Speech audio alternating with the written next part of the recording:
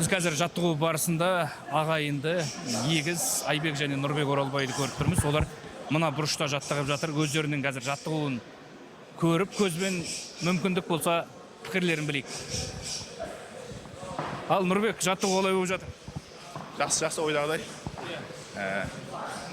Көлеңкемен төбелестің маңыздылығы не үшін? Бокс болғаннан кейін бой үстіне қатты мән береміз.